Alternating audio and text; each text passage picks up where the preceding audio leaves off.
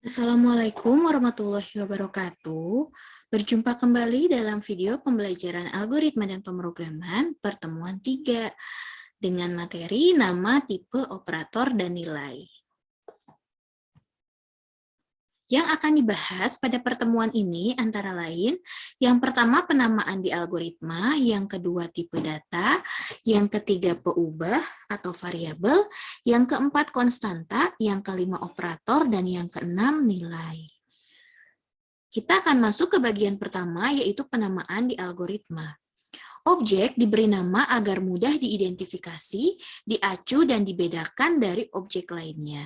Beberapa aturan penamaan dalam penulisan algoritma, yaitu yang pertama, nama dimulai dari alfabet dan tidak boleh diawali angka, spasi, atau karakter khusus. Yang kedua, tidak case sensitif. Yang ketiga, hanya boleh huruf, angka, dan underscore. Yang keempat, tidak boleh menggunakan karakter khusus. Dan yang kelima, tidak boleh menggunakan spasi. Berikut merupakan contoh nama yang salah. Misalkan 6 titik. 6-nya diawali oleh angka ya, nama variabelnya sehingga tidak valid. Kemudian nilai spasi ujian juga ini tidak valid karena ada spasinya. PT -1 dan hari dan hari tanda seru itu juga tidak valid karena mengandung karakter khusus. Sehingga bisa kita ganti dengan nama yang benar, yaitu yang pertama titik 6, ini diperbolehkan karena 6-nya berada di akhir, nilai underscore ujian, atau nilai ujian tanpa spasi, dan hari. Misalkan seperti itu ya, terdiri dari satu kata, tanpa karakter khusus. Kita akan beranjak ke bagian 2, yaitu mengenai tipe data. Overview tipe data. Tipe data adalah sebuah pengklasifikasian data berdasarkan jenis data tersebut. Tipe data dibutuhkan agar compiler dapat mengetahui bagaimana sebuah data itu akan digunakan. Contoh beberapa tipe data antara lain, satu bilangan logika, kedua adalah bilangan bulat, ketiga bilangan real, keempat karakter, kelima string, dan terakhir itu adalah tipe bentukan. Kita akan lihat satu persatu dimulai dari bilangan logika. Tipe data bilangan logika adalah boolean, sehingga hanya mengenal nilai benar atau salah yang bisa diwakili dengan 1 untuk benar dan 0 untuk salah. Contohnya di sini pendeklarasian ketika kita menuliskan di pseudocode adalah A boolean. Yang berikutnya adalah bilangan bulat. Bilangan bulat adalah bilangan yang tidak mengandung pecahan. Memiliki namanya adalah tipe integer. Ini contoh pendeklarasiannya. Misal kita punya dua variabel C dan D yang tipenya adalah integer. Ditulis integer seperti ini di pseudocode-nya.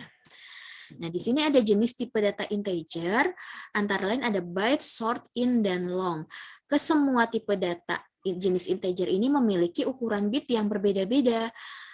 Semakin ke sini, semakin ke bawah, dia ukuran bitnya semakin besar, sehingga jangkauan atau range-nya juga semakin besar. Silahkan digunakan sesuai dengan kebutuhan. Yang berikutnya adalah bilangan real, merupakan bilangan yang mengandung pecahan desimal. Nama tipe bilangan pecahan di dalam pseudocode dan di dalam programnya adalah real, atau bisa dibilang juga floating point. Contoh pendeklarasiannya, misalkan kita punya dua variabel E dan F, ini titik 2, tipenya adalah real. Yang berikutnya adalah karakter, yang termasuk ke dalam karakter adalah semua huruf abjad, semua tanda baca, angka yang nanti dituliskan dalam tanda petik 0, 1, dan seterusnya, serta karakter khusus seperti simbol dan, simbol pagar, dan lain sebagainya. Nama tipe untuk karakter adalah char, dan karakter ini ditulis di antara dua tanda petik. Contohnya A yang ada di dalam petik. Contoh pendeklarasiannya adalah G, H char. String adalah untayan karakter dengan panjang tertentu, atau kita bisa bilang bahwa string merupakan tipe data yang disusun dari elemen-elemen bertipe karakter. Jadi karakter dikumpulkan lebih dari satu, itu akan membentuk string. Untuk pendeklarasiannya kita bisa berikan nama variabel i, j misalkan dengan tipenya string. Yang berikutnya adalah tipe data bentukan. Tipe data bentukan adalah tipe yang didefinisikan sendiri oleh pemrogram. Tipe bentukan disusun oleh satu atau lebih dari tipe dasar. Ada dua macam tipe bentukan, yaitu yang pertama, tipe dasar yang dimiliki nama tipe baru, atau yang kedua, tipe terstruktur. Apa itu tipe dasar yang diberi nama tipe baru? Analoginya seperti ini. Kadang pemrogram ingin memberi nama baru terhadap tipe dasar yang sudah dikenal. Tujuannya agar mudah diinterpretasikan oleh orang yang membaca teks algoritma. Contohnya, seperti kita sudah tahu, untuk mendefinisikan bilangan bulat, kita bisa menggunakan tipe data integer. Namun, misal pemrogram tersebut ingin mengganti nama integer ini dengan sesuatu nama yang dibuat dalam bahasa Indonesia sehingga bisa dimengerti oleh orang lain. Bisa saja kita akan deklarasikannya seperti ini. Tipe bilangan bulat. Nah, tipe bilangan bulat ini adalah tipe bentukannya atau tipe nama barunya yang sebetulnya asalnya adalah dari integer. Sehingga kalau kita punya variabel, kita bisa memberikan namanya bilangan bulat. Yang berikutnya adalah tipe terstruktur, yaitu tipe yang berupa rekaman atau record yang disusun oleh satu atau lebih field. Tiap field menyimpan data dari tipe dasar tertentu. Nama record itu ditentukan sendiri. Ini ya, contohnya misalkan kita akan menyusun suatu record yang diberi nama titik. Jadi tipe titik itu adalah record di mana terdiri atas dua field atau dua bagian begitu ya, yaitu yang pertama adalah X yang tipe data dasarnya adalah real dan Y yang tipe data dasarnya juga real. Sehingga kita bisa membuat suatu variabel P di mana tipenya titik. Nah, berarti secara otomatis karena titik tadi punya X dan Y, P pun akan memiliki X dan Y yang tipenya adalah real. Nih, untuk cara pengacuannya adalah P titik X, berarti ini mengacu kepada P ini ya, tadi nama variabelnya X itu adalah yang ada di dalam titik, yaitu yang tadi bilangannya real. Dan P titik Y, yaitu yang tipe bilangannya juga real. Kita akan masuk ke bagian ketiga, yaitu variabel. Apa itu variabel? Variabel atau peubah adalah objek yang nilainya dapat diubah-ubah oleh instruksi di dalam algoritma. Nama variabel ini harus didefinisikan tipe datanya di bagian deklarasi. Nah, ini contohnya ya, tadi sebenarnya sudah disinggung, misalkan kita memberi nama variabel itu X, nilai ujian, jumlah yang tipe datanya adalah real. K itu tipe datanya integer, C tipe datanya char. Jadi X, nilai ujian, jumlah, K, dan C itu merupakan variabel. Yang berikutnya adalah konstanta. Konstanta adalah objek yang nilainya tetap selama pelaksanaan program dan tidak boleh diubah. Notasi untuk menyatakan konstanta adalah const. Misalkan kita punya const namanya Pi, di mana isinya adalah 3,14. Selama program berjalan, Pi ini tidak bisa diganti nilainya karena dia merupakan konstanta. Bisa juga kita membuat konstanta const and max di mana nilainya adalah 100 dan konstandi di mana isinya adalah berupa string QWERTY 1. Yang berikutnya adalah operator. Operator adalah simbol atau tanda yang jika diletakkan pada dua buah operan atau data dapat menghasilkan sebuah hasil. Terdapat 6 jenis operator, yaitu operator aritmatika, operator penugasan, operator pembanding, operator logika, operator bitwise, dan operator lain-lain. Ini contohnya operator aritmatika, yaitu operator yang digunakan untuk melakukan operasi matematika atau aritmatika. Di sini yang termasuk ke dalam operator aritmatika yaitu ada penjumlahan, pengurangan, perkalian, pembagian, dan sisa hasil bagi. Simbolnya ada di sebelah kanan sini ya.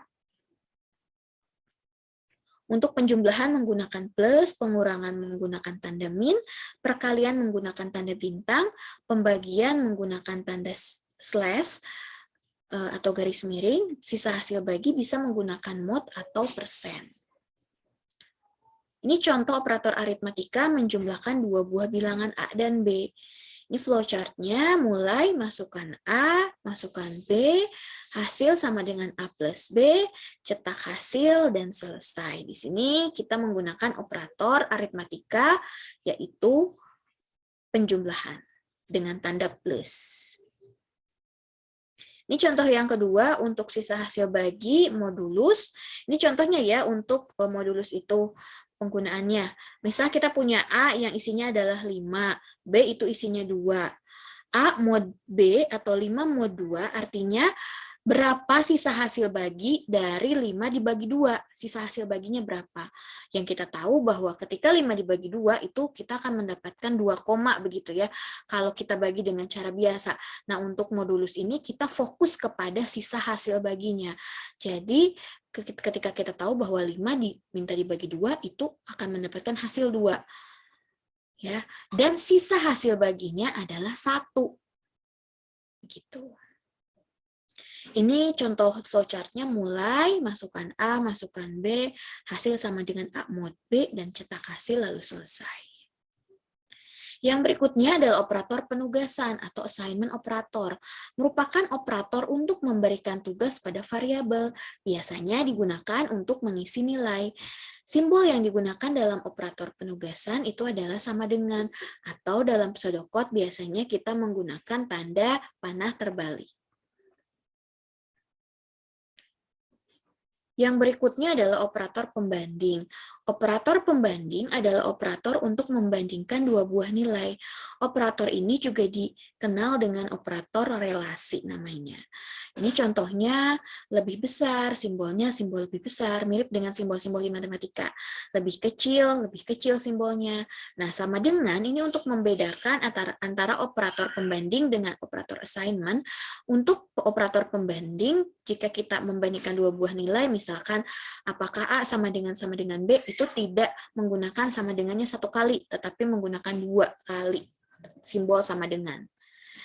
Misal, apakah A sama dengan B, begitu ya. Dan kalau tidak sama dengan, menggunakan simbol tanda seru sama dengan. Lebih besar sama dengan, itu menggunakan simbol lebih besar dan sama dengan, lebih kecil sama dengan, menggunakan simbol lebih kecil terlebih dahulu, kemudian ada simbol sama dengan.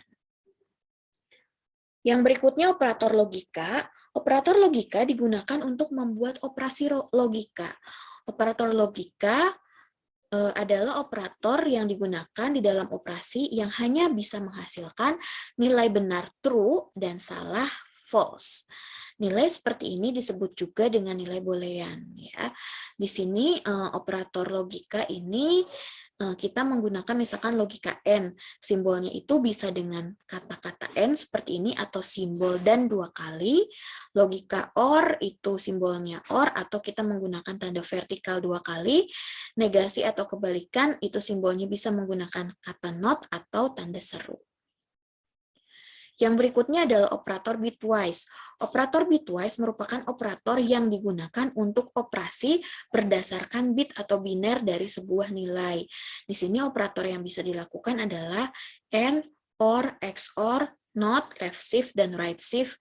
Ini simbol-simbolnya ya, misalkan dan, terus tanda vertikal, tanda topi untuk XOR, untuk NOT itu tanda negasi, left shift dengan kurang dari 2 kali simbolnya, dan right shift untuk lebih dari yang dituliskan 2 kali simbolnya.